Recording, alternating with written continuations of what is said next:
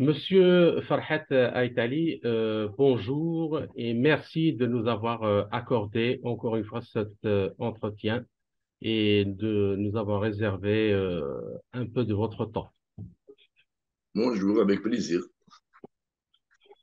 La première question, Monsieur Aïtali, elle concerne la résolution ou le projet de résolution qui a été proposé hier par un groupe d'eurodéputés et qui vise à reconnaître ou à identifier la Russie comme un sponsor du terrorisme international. Dans ce projet de résolution qui sera probablement discuté aujourd'hui, il y a aussi l'idée de créer un tribunal international pour juger les autorités russes, à leur tête évidemment le président Vladimir Poutine, sur cette question-là de parrainage du terrorisme et donc avec ce qu'il engendre des crimes contre l'humanité ou des crimes de guerre. Alors, ma première question, est-ce que ce n'est pas un peu l'hôpital qui se fiche de la charité avec cette proposition? Bon, justement, je crois que cette résolution, elle appelle plus de questions que de réponses. Parce que maintenant, il va falloir revenir à la case départ pour voir un petit peu quelle est la conception du terrorisme chez les Occidentaux. Et aussi revenir à la structuration de ce fameux Parlement européen qui est pratiquement un Parlement supranational dont manifestement les députés essaient de transcender les parlements nationaux, justement, des pays européens. Mhm. Parce qu'à partir du moment où il y a un parlement supranational qui représente une organisation continentale qui n'a pas de consistance politique réelle en matière de pouvoir de décision sur les gouvernements, prend le dessus sur les volontés nationales de ses membres, c'est déjà une forme de terrorisme politique. D'une certaine manière, à partir du moment où des députés qui pratiquement prétendent gérer la destinée de 27 pays et de presque 400 millions d'individus à partir d'une capitale où personne ne les a mandatés pour ça. Il n'existe pas de président de l'Europe pour qu'il puisse y avoir un Parlement européen Pour eux, qui prend des résolutions. cette résolution, excusez-moi, juste pour rappel pour nos auditeurs, elle n'est pas contraignante, elle n'a pas de caractère contraignant, mais nous comprenons bien que c'est à des buts médiatiques pour diffuser des Fort, informations. fort Euh, heureusement qu'elle n'est pas un caractère contraignant. Parce que si ce nouveau machin que dénommé Parlement européen avait un pouvoir de contrainte en matière de décision, Madame von der Leyen aurait déclenché une guerre mondiale depuis très longtemps. Au oui. vu de ses déclarations, et c'est pratiquement, elle se prend pour le Frédéric le Grand, elle se prend pour le dernier empereur du Saint-Empire romain germanique, quelque part. C'est qu'elle va aller dans une croisade à l'Est, chez les Slaves. Oui. Mais ceci dit, maintenant, allons vers la définition déjà du terrorisme tel qu'il est perçu par ces personnes-là et tel qu'il est perçu par le reste du monde. Et il y a une définition générale du terrorisme qui définit tout acte touchant pratiquement des civils et de nature à imposer un pouvoir, une vision, une condition donnée par la contrainte sur des populations civiles. À partir de là, on peut dire que l'Occident en est à son 5e ou 6e siècle en la matière. Je crois Ça, qu'ils je sont très, rappelle très que c'est la avancés. définition qui est donnée par les Nations Unies au terrorisme. Oui. Voilà, c'est la définition la plus logique qui soit. Mhm. Mais maintenant, on commence à sentir que dans cette histoire-là, le terrorisme, c'est tout ce qui touche une certaine minorité occidentale représentant peut-être globalement 1 milliard d'individus sur 8 milliards. Et la légitime défense, c'est tout ce qui peut éventuellement toucher, y compris par la terreur, les 7 milliards restants. Donc, à partir du moment où vous êtes inscrit sur les tablettes de cette composante de l'humanité qui se croit supra-humaine, vous êtes victime du terrorisme. Mais maintenant, si vous êtes inscrit dans la tablette inverse et que vous essayez de défendre, y compris vos intérêts nationaux, vous êtes inscrit ou terroriste ou sponsor du terrorisme. Je crois même dans les années 90, parce que nous autres Algériens, on avait quand même un certain avant-goût du terrorisme avant presque tous les autres. Terrorisme Oui. à grande échelle. Et c'était des terroristes, je dirais, avec un projet archaïque, un projet criminel qui était destiné à détruire l'État national avant de s'attaquer plus tard à la Syrie, à la Libye, à d'autres pays. Mais bon, nous étions peut-être les précurseurs comme victimes, mais aussi les précurseurs comme résistants à cette forme criminelle de perception des relations sociales et politiques. À cette époque-là, on ne traitait pas de terroristes en Occident. Les criminels qui étaient hébergés, qui le sont encore d'ailleurs dans certaines capitales, et qui pratiquement mettaient de l'huile sur le feu. Certains même envoyaient des armes, ne condamnaient pas le terrorisme, au contraire, l'encourageaient. Il y Oui. avait même qui n'étaient pas algériens, qui étaient dans une capitale européenne en train de chauffer les gens pour déclarer le peuple algérien impie. Donc, Mhm. s'il y a une nation qui sait exactement ce qu'est le terrorisme et qui l'a vécu dans sa chair, c'est bien la nation algérienne dans les années 90, avant tout le monde. À cette époque-là, Je rappelle, juste, je vous laisse continuer. Je rappelle que durant cette période, en aucun moment, par exemple, les États-Unis n'ont considéré ce qui se passait en Algérie comme du terrorisme. Ce n'est qu'en 97, en 97, c'est-à-dire à peu près 5 ans après le début des exactions terroristes en Algérie et après les attentats d'Al-Qaïda à Dar es Salaam et je ne me rappelle pas quel. il y avait au Yémen aussi contre un croiseur américain. Mais c'était contre des ambassades. C'est à partir de là que les Américains ont commencé à changer leur phraséologie et leur définition en disant que ce qui se passe en Algérie, c'est du terrorisme. Sinon, avant, ils considéraient ça comme de la résistance armée. En 1994, il considérait ça comme étant légitime face à l'arrêt d'un supposé processus électoral qui devait mener ces gens-là au pouvoir. Absolument. D'ailleurs, c'est le même scénario qui s'est répété dans d'autres pays, y compris en Égypte, au début de la reprise des choses en main par les autorités égyptiennes en 2013. Mais en Algérie, je me souviens très bien qu'on considérait tous les terroristes algériens comme étant des combattants en légitime défense. Comme d'ailleurs, toute la nébuleuse criminelle qui traînait en Afghanistan durant les années 80 était considérée comme des freedom fighters. Oui. Curieusement, les mêmes freedom fighters sont devenus des terroristes en 2001. Ils ont été bombardés massivement d'ailleurs.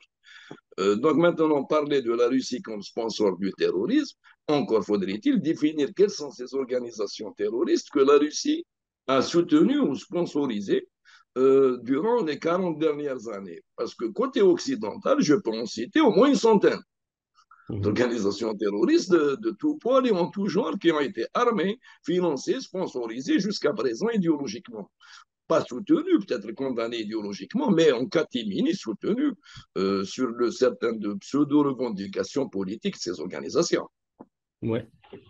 Alors, pour rebondir directement sur ce que vous avez, l'avant-goût que vous donnez à cet entretien, en commençant par cet aspect-là, euh, si on se concentre uniquement sur le terrorisme d'obédience islamiste, et je suis tout à fait d'accord avec vous quand vous dites que ce sont des centaines d'organisations terroristes, mais bien avant l'apparition de celui d'obédience islamiste, même les FARC, le trafic de drogue, tous les mouvements terroristes qui ont ravagé ou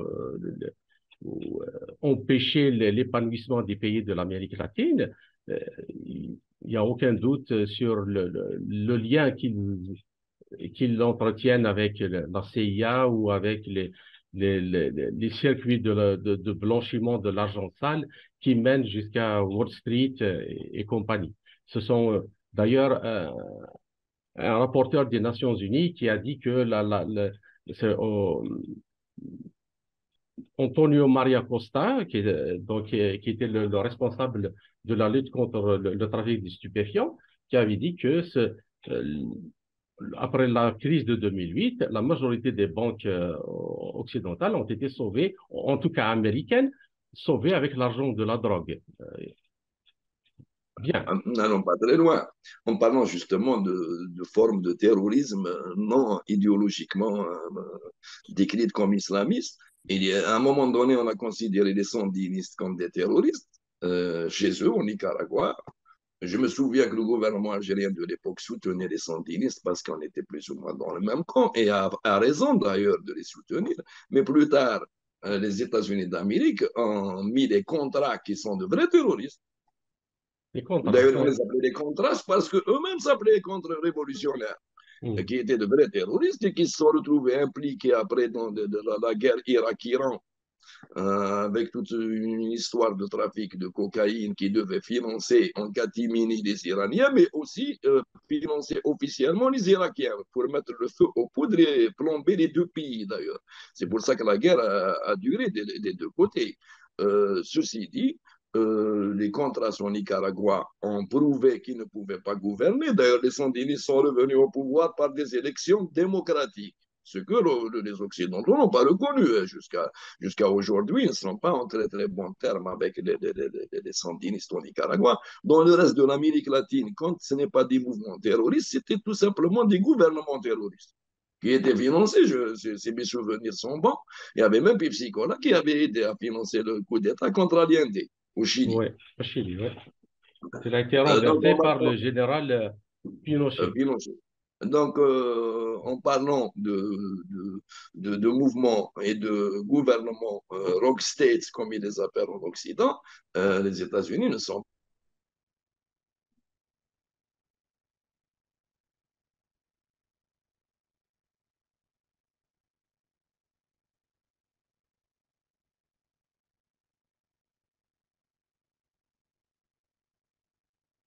trafiquants de cocaïne parce qu'ils ont poisonné les États-Unis d'Amérique, parce que cette cocaïne, c'est la drogue des riches. Donc, elle était destinée pratiquement à la société américaine, particulièrement la société UP. C'est ce qui dérangeait un petit peu la DEA. Mais en Afghanistan, après l'arrivée des Américains en 2001, l'opium qui avait presque disparu sous les talibans, qui ne sont pas ma tasse de thé, entre guillemets. Les Ouais, talibans, ouais. même à l'origine, ont été une créature au Pakistan des combines américaines. Mais il se trouve que, quand même, côté drogue, j'étais d'accord avec eux sur ce volet-là, du moins, d'élimination d'une drogue du pauvre, justement, parce qu'elle fait de l'héroïne basse qui est destructrice pour les pauvres, y compris, tiens, en parlant de Russie, en Russie, qui était dans le voisinage immédiat. Eh bien là, les Américains, curieusement, à partir de 2001, entre 2001 et 2010, la production est revenue à Multiplié par 8. Elle a été voilà. multipliée par 8. Donc, même en matière de drogue, certaines drogues qui empoisonnent l'Occident sont criminelles, mais certaines drogues qui empoisonnent les autres, D'accord. elles sont les bienvenues, manifestement du moins, même si on les condamne officiellement, mais officieusement. Je suis curieux de savoir comment une puissance qui contrôlait l'Afghanistan avec une coalition de 20 pays a laissé proliférer la culture d'opium, l'a multipliée par 8.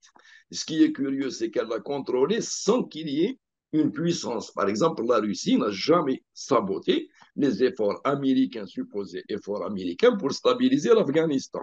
Alors que dans les années 80, l'Union soviétique était en guerre contre le reste de l'Occident en Afghanistan, comme aujourd'hui d'ailleurs en Ukraine. Justement, je voulais justement, à partir de ce que vous voulez dire, vous venez de dire, revenir un peu pour retracer un peu la lignée du développement de ce terrorisme. Donc, je rappelle que l'une des grandes figures de la politique extérieure américaine, Zbigniew Brzezinski, est l'un des architectes de la guerre contre l'Union soviétique en Afghanistan en tentant de renverser le pouvoir communiste en Afghanistan. Donc, il est d'ailleurs célèbre avec son livre Le Grand Échiquier, publié en 1997 et réédité en 2004 sous le titre Le Vrai Choix. Donc, il y a un fait quand même qui est, bien sûr, qui montre un peu l'ambivalence des médias occidentaux. Robert Gates, l'ancien patron de la CIA avant qu'il devienne ministre de la Défense sous George Bush, euh, Walker Bush, écrivait dans ses mémoires, je cite, les services secrets américains ont commencé à aider les moudjahidines afghans 6 mois avant l'intervention soviétique. 6 mois avant l'intervention soviétique. Et donc, dans une interview explosif donné le 15 janvier 1998 au Nouvel Observateur et qui a été passé sous silence par la presse occidentale, Brzezinski lui-même confirme cette affirmation en disant, je cite, oui, selon la version officielle de l'histoire, l'aide de la CIA, la version officielle de l'histoire, l'aide de la CIA aux Moudjahidines a débuté au courant 1980, c'est-à-dire après que l'armée soviétique eut envoyé l'Afghanistan, le 24 décembre 1979, mais la réalité gardée secrète, c'est lui toujours qui parle, et tout autre, c'est en effet le 3 juillet 1979 que le président Carter a signé la première directive sur l'assistance clandestine aux opposants du régime pro-soviétique de Kaboul.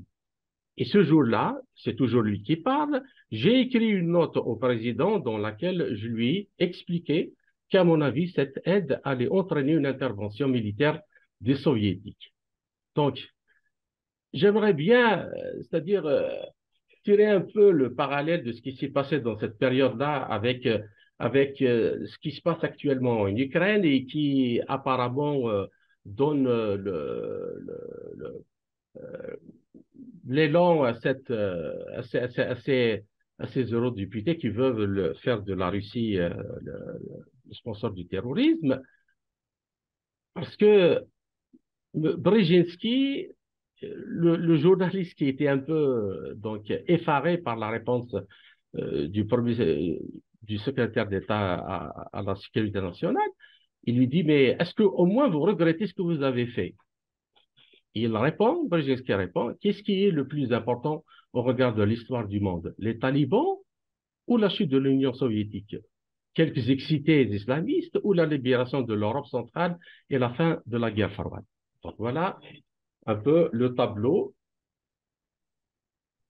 Pour la question, Montesquieu disait, ceux qui sont les vrais responsables des guerres, ce ne sont pas ceux qui les déclenchent, mais ce sont ceux qui les rendent inévitables. C'est une évidence. Voilà. Donc, qu'est-ce que vous avez à dire par rapport à ça?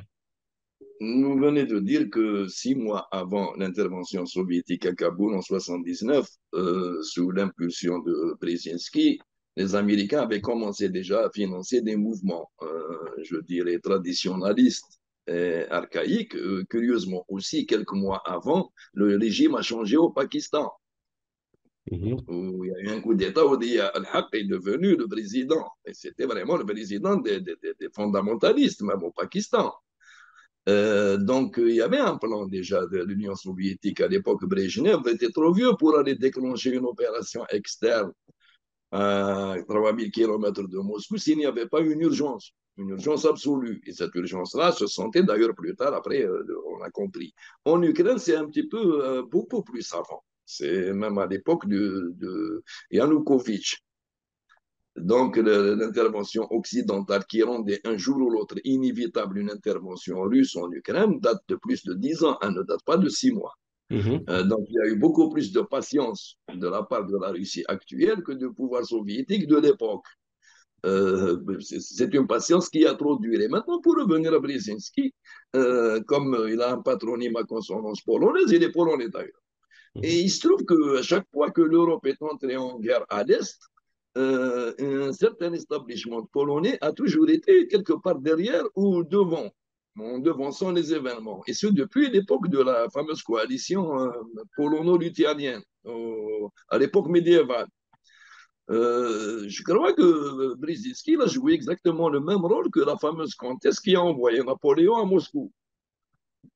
Et une comtesse polonaise qu'il a envoyée à Moscou. Mais évidemment, le résultat, tout le monde le connaît. Le grand Bonaparte, que j'admire beaucoup, pour beaucoup de côtés d'ailleurs stratégiques et même administratifs et politiques, a fini avec l'histoire de la Bérésina, qui est restée dans les annales aujourd'hui comme étant une sorte de patronyme collectif pour toutes les faillites, qu'elles soient financières, politiques ou militaires. Mais bon, Bonaparte a perdu son trône et la France a perdu sa prééminence parce qu'elle a suivi justement certains conseils qu'il envoyait toujours à l'Est. Aujourd'hui, je crois que ces députés-là, ils sont en train de jouer exactement le même rôle que cette fameuse comtesse polonaise, histoire d'essayer de mettre toute l'Europe dans une fausse coalition contre un pays que, de toute façon, le reste du monde n'a jamais considéré comme terroriste. Moi, personnellement, je crois que depuis que je suis enfant, je n'ai pas assisté à un terrorisme ici ou ailleurs soutenu par l'Union soviétique ou la Russie, qui pour moi sont équivalentes à l'époque. Donc, même si les Américains ont considéré les Viet Minh et le Viet Cong comme étant des terroristes potentiels parce qu'ils menaçaient le régime uni dans le sud-est asiatique, à cette époque-là, nous, on ne les considérait pas comme tels, on les considérait comme des mouvements de libération. Pratiquement, quand on s'est opposé à tous les mouvements d'émancipation en Afrique, en Amérique latine, en Asie du Sud-Est, en les qualifiant de terroristes, on peut éventuellement qualifier le pays qui les a le plus soutenus de terroristes. Par contre, quand on prend la chose en sens inverse, quand on considère que ces gens-là n'ont fait que libérer leur pays, ce qui est effectivement vrai, on peut considérer que le terroriste, c'était celui ou bien qui les attaquait, ou celui qui soutenait les contre-révolutions locales. C'est que comme Mhm. en Angola, quand à un moment donné, les Portugais sont partis parce qu'il y a eu la fameuse révolution des Roses, mais juste après, l'UNITA a été créée. Et elle a été Mhm. soutenue par l'Afrique du Sud de l'apartheid et avec l'aval de tout l'Occident. Donc maintenant, si on considère, il y avait deux mouvements à l'époque en Angola. Moi, j'avais mon parti, et je l'ai toujours d'ailleurs. Pour moi, c'était les libérateurs de l'Angola du colonialisme portugais qui étaient mon camp. Mais maintenant, pour d'autres, c'était des terroristes et c'était l'unité des libérateurs. Cette vision du terrorisme, elle ne peut pas être unilatérale, mais elle a quand même une définition globale. Quelle est la finalité d'un acte de violence, qu'il soit individuel, collectif ou je dirais semi-collectif, de groupuscule? Si Mhm. cette finalité consiste à imposer par la terreur une certaine vision du monde ou des intérêts qui dépassent les intérêts du pays cible, c'est du terrorisme pour moi. Maintenant, si cette finalité consiste justement à défendre ses propres intérêts, les intérêts de ses citoyens contre une agression, qu'elle soit externe ou intermanipulée par l'extérieur, ce n'est pas du terrorisme. Mais quand on se place dans la catégorie de bandits planétaires, bah forcément, on qualifie de terroristes tous les gens qui osent s'opposer justement au véritable terrorisme. Et justement, pour continuer donc dans la même voie, c'est quand même la Russie qui a aidé à vaincre le Daesh ou ce qui s'appelle entre guillemets l'État islamiste en Syrie. Et c'est les terroristes et l'armement qui est venu dans ce pays et a été acheminé de la Libye via la Turquie, un pays membre de l'OTAN, dans le temps. Et la Libye, c'est un pays qui a été détruit par l'OTAN sous l'instigation de la France. Des tonnes d'armes ont été parachutées, non seulement pour, soi-disant, donner les moyens à ceux qui résistaient contre Kadhafi de tenir le coup, mais finalement, toutes ces armes-là se sont réparties dans le Sahel et ont donné du sang nouveau au mouvement terroriste, donc qui subsistait depuis très longtemps dans cette région. On se demande d'où vient cette facilité à plier la page comme ça de l'histoire, bien que c'est une histoire récente, et dire, voilà, aller accuser ceux qui ont combattu justement le terrorisme d'être les premiers sponsors du terrorisme international. À la crainte de vous décevoir, parce que c'est comme si vous étiez en train de faire une plaidoirie devant un jury du Ku Klux Klan alors que vous êtes noir. Donc ces gens-là, pratiquement, ils ne vont pas entendre cette plaidoirie logique. Napoléon Bonaparte disait que la défaite est orpheline et que le plus grand crime, justement, dans la vie, c'est la faiblesse. La faiblesse, la soumission, ou la défaite, bien sûr. Ça, c'est des crimes. À partir de là, on peut vous accuser de tous les autres crimes. Aujourd'hui, moi, j'estime que la Russie et beaucoup d'autres pays résisteront jusqu'au bout parce que c'est une lutte existentielle. Ce n'est pas un conflit, comme on le prétend, localisé ou régional, ou quand on arrive pratiquement sous la porte de quelqu'un pour lui imposer un diktat, c'est pour aller au-delà de la porte. Donc, si la Russie et accessoirement la Chine aussi, qui sont aujourd'hui considérées comme des menaces pour une hégémonie donnée, étaient justement programmées pour tomber dans l'escarcelle occidentale ou bien pour reculer au plan de développement économique ou même civilisationnel, le reste du monde, ils n'offront qu'une bouchée. Donc, à partir de là, ces gens-là considèrent, comme au 19e siècle, des populations primitives étaient considérées comme des sauvages chez eux, chez elles. Et quand on considère que des millions d'Indiens d'Amérique ou d'aborigènes d'Australie étaient des sauvages et de ce fait n'étaient pas fondés à attaquer des colons, mais devaient se soumettre ou disparaître, elles ont disparu d'ailleurs en grande partie. Parler de crimes contre l'humanité, contre des formes d'existence humaine ont totalement disparu dans certains continents, il faut avoir un sacré culot quand même. Ça ne s'est pas passé même dans la Russie des tsars. La Russie des tsars qui était pratiquement en conflit permanent à l'ouest et à l'est, y compris avec les Tatars, n'a pas exterminé les peuples asiatiques de l'Asie centrale qu'elle a vaincu ou qui l'ont vaincu à un moment donné. Ils sont arrivés quand même à une entente qui dure jusqu'à ce jour. Pratiquement jusqu'à ce jour, vous allez jusqu'en Ouzbékistan, au Tadjikistan, alors que tout ça, c'était des peuples qui, à l'origine, avaient leur soif de conquête, comme tous les peuples du monde à cette époque-là. L'humanité était faite de conquête et de contre-conquête. Donc, ces peuples-là, à cette époque-là, étaient agressifs, mais à ma connaissance, elles n'ont pas disparu, même sous la défaite. Ce qui n'est pas le cas de tous les peuples qui ont été soumis justement à des attaques en règle, sans avoir de frontières communes avec les Occidentaux. Les Indiens du nouveau continent, ils ont été abordés à partir du vieux continent. Donc, ils étaient à 5000 kilomètres. Et ils ont disparu presque. Je ne vois pas comment quelqu'un qui considère que être chez vous et ne pas répondre à ses normes ou bien à ses oukas lui donne le droit de vous faire disparaître, puisse parler quand même de crimes contre l'humanité avec autant de culot. C'est comme ce qu'on discutait la dernière fois de la fameuse mémoire commune qu'on doit rediscuter avec l'agresseur du passé. Qui maintenant, on doit lui expliquer pourquoi un jour donné, à une heure donnée, un Algérien donné a tiré sur un Français donné en Algérie. Pour essayer de faire l'équilibre, alors que tout ce problème-là ne serait jamais posé si tout ce bon monde n'avait jamais débarqué chez nous. Voilà, c'est aussi simple que ça. Donc, au niveau de ce supra-parlement, il n'est pas question de droit, il n'est pas question de logique, il est question maintenant de pousser, ou bien de pousser la Russie dans ses derniers retranchements, mais aussi, c'est une démonstration que c'est l'Occident qui est arrivé à ces derniers retranchements.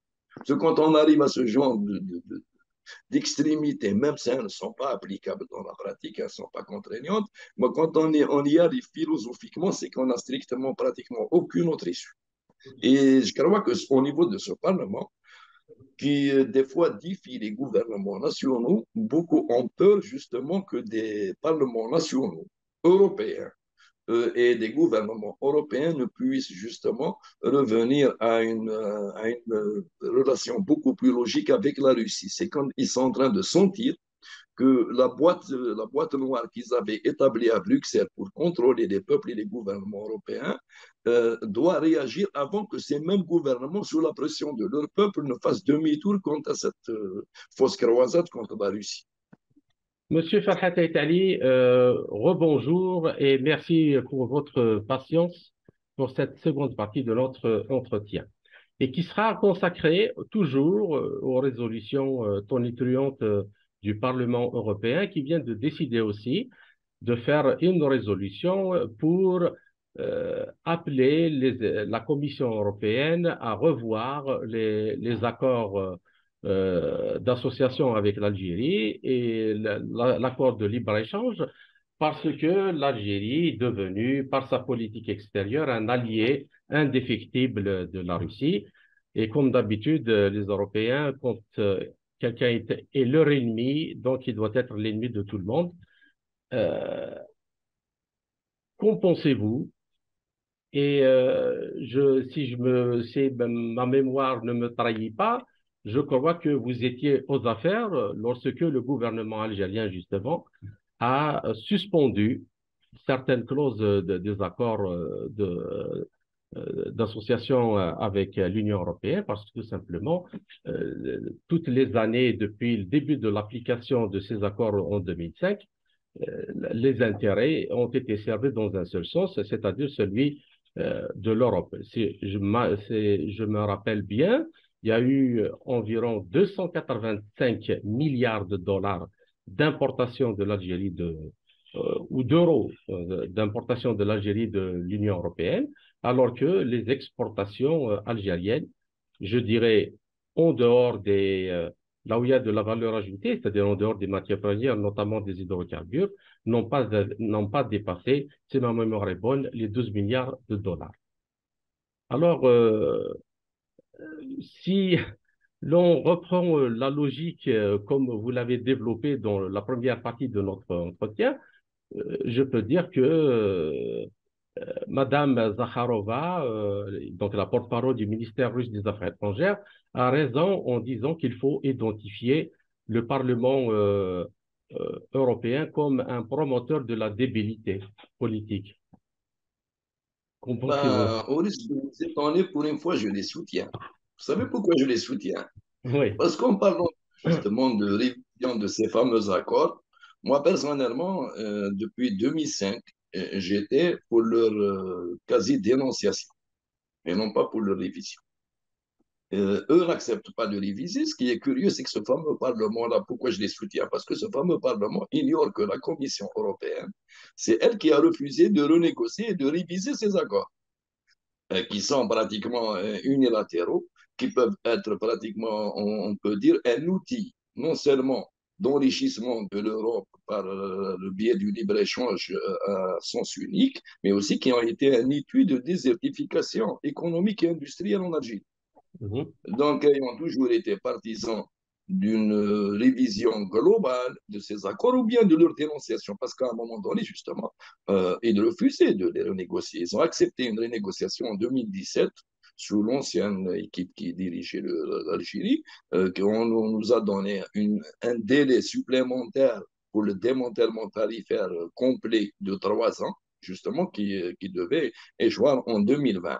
En 2020, connaissant avec la crise du corona, connaissant déjà les moyens financiers de l'Algérie, faire pression sur l'Algérie pour justement un démantèlement tarifaire total était à mes yeux criminel et révélateur aussi de la nature exacte de ce genre d'accord et des gens qui ont essayé de les conclure avec nous, qui ont réussi à les conclure avec nous plutôt, en 2001. Donc, ces gens veulent une emprise sur le monde et comme on fait partie du monde et qu'on a des ressources, ils ont trouvé quand même un moyen de nous maintenir en statut de principal fournisseur de ressources, ni plus ni moins, et aussi de clients captifs pour des produits européens qui n'étaient plus compétitifs, on peut dire. Tellement qu'ils n'étaient pas compétitifs, le marché asiatique qui nous fournit sur beaucoup de produits qui étaient précédemment achetés en Europe, arriver à être concurrentiel et à nous exporter plus de produits en paiement de droits et taxes excessifs contre une Europe qui n'avait strictement plus aucun droit et taxes à payer. Donc, avec tout, justement, ces avantages comparatifs en matière de privilèges douaniers, l'Europe n'était plus compétitive. Mais malgré ça, il maintenait justement cette position de ne rien vouloir réviser. Aujourd'hui, vous avez des députés qui demandent à réviser comme si cet accord-là, multilatéral, dans lequel l'Algérie était face à une meute, était justement en notre faveur, comme s'il y avait un cadeau dans cet accord. Et je vous dis que je les soutiens. Je les soutiens absolument. parce ils sont tellement idiots qu'ils demandent à leur fameuse Commission européenne de faire exactement ce que nous nous demandons depuis des années. Mhm, Mais bon, je ne crois pas que la Commission va les suivre parce que manifestement, ils n'ont pas lu les chiffres et ils n'ont pas lu les résultats désastreux de cet accord sur l'Algérie, non pas sur l'Europe. mhm. Est-ce que vous pouvez nous expliquer euh, justement qu'est-ce qu'il y a dans les clauses de ces accords et qui ont empêché justement l'épanouissement de l'industrie algérienne et voire elle a été complètement détruite. Comme vous avez dit, c'est une désertification totale et je suppose que c'est la même chose dans tous les pays africains qui ont des accords d'association avec l'Union européenne. Quelle est la mécanique que ces accords mettent en place et qui empêche justement le développement de toute industrie locale de transformation? Non, c'est une mécanique multiple, mais le point principal est justement le libre-échange douanier. C'est les détaxes pour les produits européens, c'est une sorte de priorité pour leurs produits qui empêche l'émergence d'une industrie locale. C'est aussi des promesses d'investissement qui n'arrivent jamais, que de toute façon n'ont jamais été concrétisées.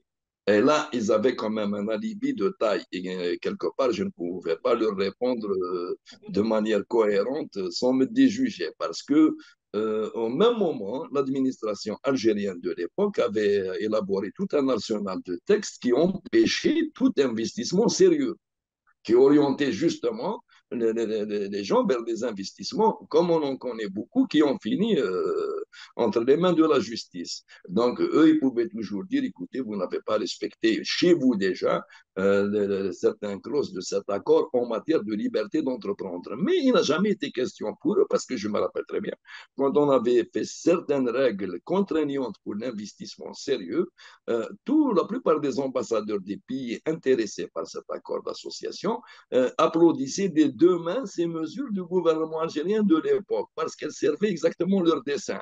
Laisser le pays en jachère et le laisser comme étant une sorte de client captif et de fournisseur captif pour les ressources.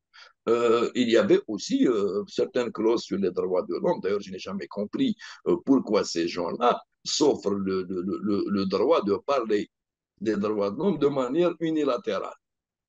Je n'ai pas compris aussi comment des gouvernements peuvent discuter de leur propre souveraineté en la matière avec des partis qui n'ont pas qualité normalement pour en discuter, Je particulièrement peux, sur un accord multilatéral. je C'est pas peux juste concordant. rebondir sur ce point-là et puis je vous laisse continuer à développer.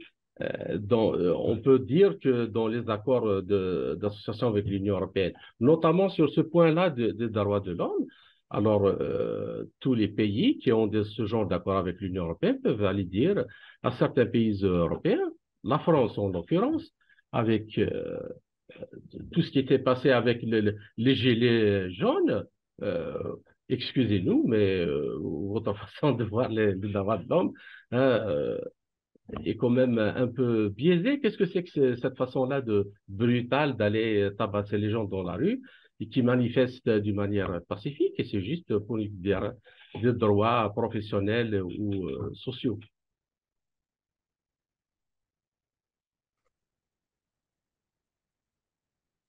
Hein?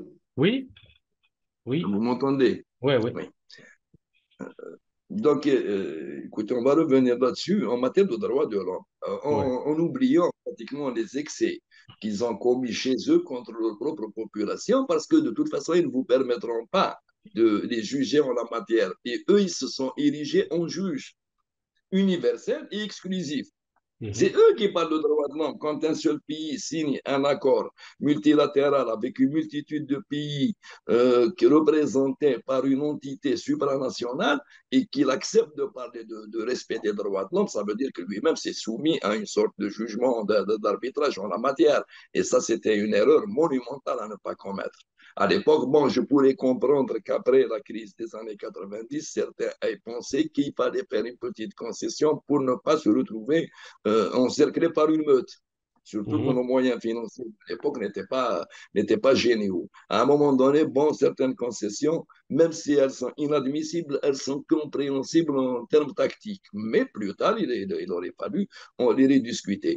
En 2020, on s'est retrouvé quand même face à le gros témor en matière de négociation, auquel j'avais dit que en matière de droits de l'homme, parce qu'ils nous ont sorti cette histoire-là de droits de l'homme, alors que pratiquement en Algérie, on ne peut pas parler d'une situation parfaite, mais qui est meilleure que pratiquement le reste du bassin méditerranéen, d'une certaine manière, en matière de droits sociaux, de droits humains. Bon, on nous a sorti quelques détenus qui étaient des détenus pratiquement dans des prisons connues, civiles, détenus de la justice, selon une procédure judiciaire. Maintenant, on peut dire ce qu'on pense entre nous de cette procédure, mais bon, la plupart se sont terminés d'ailleurs par des libérations et des acquittements. Mais je leur ai dit à l'époque que vous me sortez cette histoire de droit de l'homme, mais en même temps, il y a un article sur le libre-échange, sur le démantèlement tarifaire. Il faudrait peut-être commencer par votre véritable objectif. Alors que dans le voisinage immédiat, en matière de droits de l'homme, des pays qui ont offert toutes les concessions possibles et imaginables en matière économique, en matière de souveraineté, dans le voisinage, quand je dis voisinage vraiment immédiat, en termes de droits de l'homme, il n'y a pas de détenus, il y a des disparus. Personne en prison avec des avocats. Il y a des gens qui ont quasiment disparu. Et non pas pour des crimes politiques énormes, mais juste pour avoir contesté le caïd ou le petit maire du coin. Alors maintenant, au lieu de venir nous enquiquiner avec cette histoire de droit de l'homme pour arracher des concessions, d'ailleurs, s'ils avaient arraché la concession du démantèlement tarifaire total, ils auraient mis en sourdine l'histoire des droits de l'homme pour un certain temps. C'est l'erreur d'ailleurs de beaucoup opposants, entre parenthèses ou entre guillemets, dans certains pays du tiers-monde, y compris le nôtre, c'est de croire que ces gens-là sont des soutiens potentiels en matière de droits, alors qu'ils Absolument. sont des outils de chantage économique, de chantage politique et géostratégique pour ce genre de commission. Moi, j'étais contre les accords multilatéraux. Premièrement, l'Algérie n'est pas prête au libre-échange. Quand on est client de tout et fournisseur de rien, le libre-échange est une blague de mauvais. Au contraire, il accentue la dépendance en matière de statut de client captif. Deuxièmement, nous avons des amis en Europe, nous avons des États traditionnellement amis. Et nous avons d'autres un peu moins amis, d'autres adversaires, tout simplement. Donc, avoir un accord multilatéral qui offre tout sans rien réclamer en échange, ça met même les pays potentiellement amis en Europe en position difficile vis-à-vis des autres. Pourquoi diable ce pays, par exemple, je vais vous dire l'Italie qui est un allié traditionnel, un ami traditionnel, pourquoi il va faire des concessions alors qu'il a tout eu en multilatéral à travers cet accord? En plus de ça, il a les mêmes avantages qu'un pays quasiment ennemi du nôtre. Mhm. Donc, les accords multilatéraux servent justement à détruire les relations bilatérales. Il existe en Europe, effectivement, des pays avec lesquels on peut coopérer, avec lesquels on a coopéré même durant notre révolution. Et ces pays-là, ils ont besoin éventuellement de relations bilatérales solides, avec des concessions et des avantages réciproques qui ne doivent pas être parasités par ce genre d'accords justement multilatéraux qui empêchent toute discussion bilatérale sérieuse avec des alliés sérieux. D'accord. Et, que pensez-vous de cette comment dirais-je, jonction entre cet appel à renégocier apparemment de gens novices qui ne connaissent pas le dossier, comme vous venez de le développer, et pour imposer un changement de cap à la politique extérieure de l'Algérie et à ses alliances stratégiques avec la Russie. Ces gens-là, ils croient que les relations extérieures d'un pays, c'est comme une voiture, une petite cylindrée qu'on peut garer quand on veut et démarrer dans n'importe quel sens pour aller faire des courses. Les relations Algérie-Russie, Algérie-Chine, avec ça, beaucoup d'autres pays, sont des relations stratégiques et historiques. Même s'il venait à l'idée ici, chez nous, de quelques gens qui pour des penchants donnés ou pour des intérêts donnés, de faire demi-tour sur ce cap stratégique, on ne peut pas manœuvrer un paquebot comme on manœuvre une barque. C'est des relations qui datent de 60 ans. C'est des relations dans lesquelles il y a des engagements, au-delà des engagements politiques et des engagements de principe entre les deux puissances et les deux pays. Il y a aussi des engagements matériels, techniques, qui ne peuvent pas être changés. Mhm. Ça, on ne change pas comme ça du jour au lendemain, même si demain il pouvait souffler un vent de révision et de reddition ici.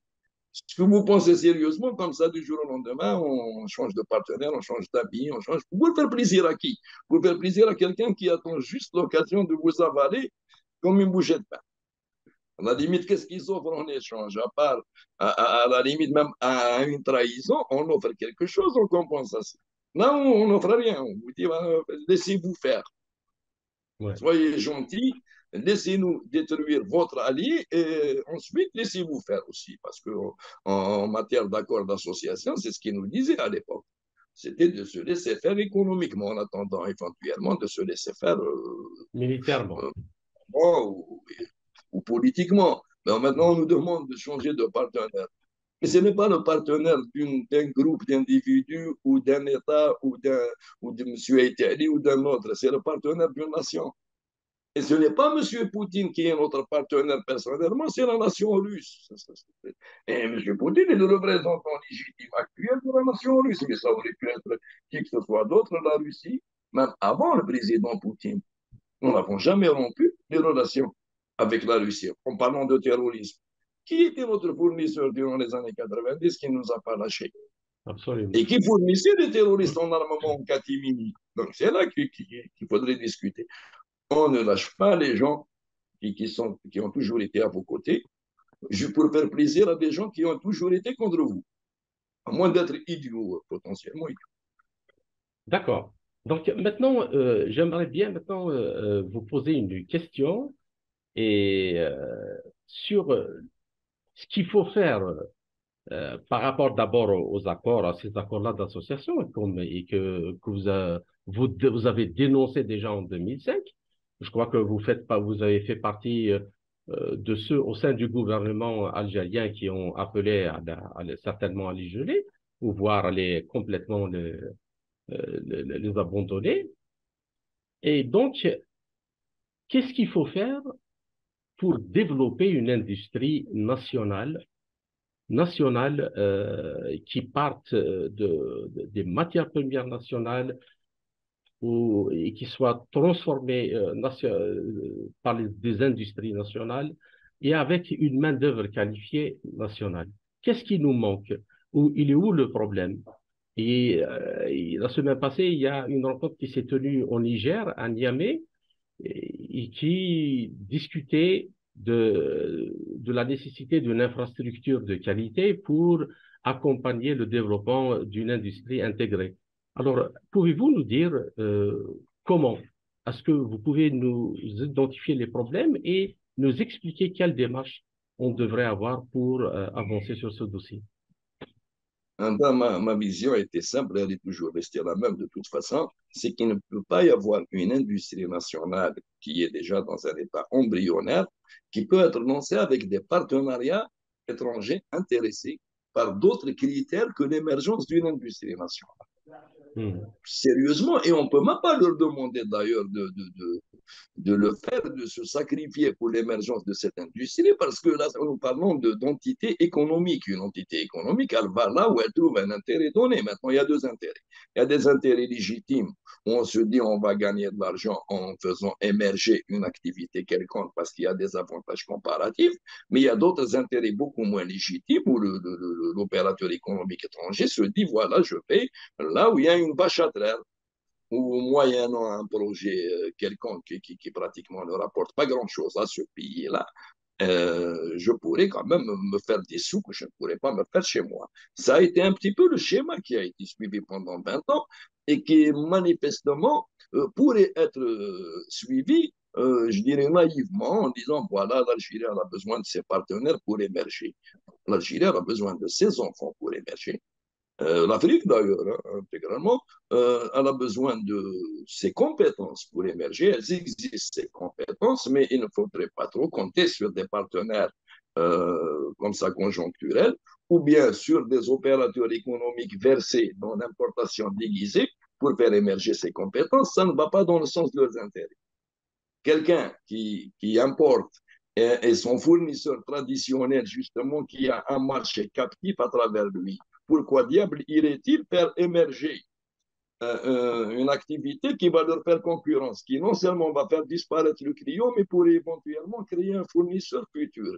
Croire qu'il existe des individus comme ça, c'est croire que le monde est tombé sur la tête, que les gens sont débiles, qu'ils placent leurs capitaux pour justement pour perdre des clients. Je crois que c'est à partir du moment où on croit ça, il faudrait se poser des questions sur sa santé mentale propre et pas sur celle des autres. Donc, pour moi, l'émergence d'une industrie algérienne a eu lieu durant les années 70. Une véritable stratégie industrielle algérienne. Maintenant, ça vaut ce que ça vaut. Et il y a eu des déboires d'après, il y a eu des retours, des apostasies économiques des années 80 et 90, et l'intrusion de toutes sortes de théoriciens du vent qui ont décidé que cette industrie ne valait rien et qu'il fallait maintenant faire appel à des amis un peu partout pour lancer l'industrie. Mais cette émergence industrielle des années 70 a créé à partir du néant, avec un petit peuple de 12 millions, dont à l'indépendance, il n'y avait pas 90 ingénieurs et 500 médecins, elle a créé un tissu industriel qui, jusqu'à la date d'aujourd'hui, représente 80% du tissu industriel existant en Algérie et la seule base d'industrie fiable. Donc moi, ma logique, c'était non pas de revenir aux années 70, mais d'utiliser ce socle. C'est comme si on trouve les fondations de ses parents pour essayer de construire quelque chose qui tient la route. On n'enlève pas les fondations pour construire dans le marécage d'à côté. C'était ma logique, c'est toujours ma logique.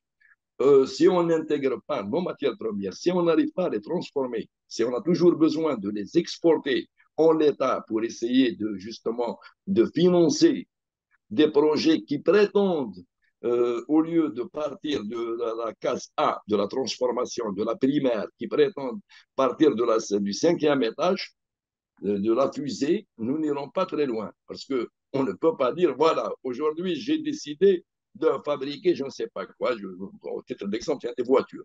Voilà, on va ramener des partenaires, on va faire des voitures. Mais pendant ce temps, je ne fais pas de tôle. Pendant ce temps, mon fer n'est pas transformé par les miens. Je dis bien par les miens. Quand je dis les miens, ce n'est pas idéologique, ce n'est pas dogmatique. Non, Quand je mais dis les miens, absolument. c'est parce qu'il y a un cumul de richesse. Les capitaux locaux, quand ils créent de la richesse, elles se cumulent en investissement. Quand on lance un projet chez soi avec des capitaux locaux et une projection locale, chaque sou qui entre en plus va vers l'expansion de cette industrie.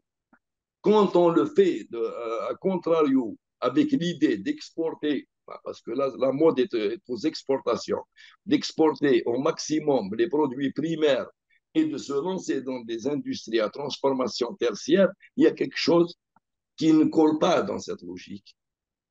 Dans les années 70, il était question de transformer le fer en fonte, la fonte en acier, l'acier en tôle et la tôle en charpente. Mhm. Ou bien en camion, en véhicule lourd. C'est ce qui a été fait d'ailleurs. Ce n'était pas la projection, ça a été fait dans les faits.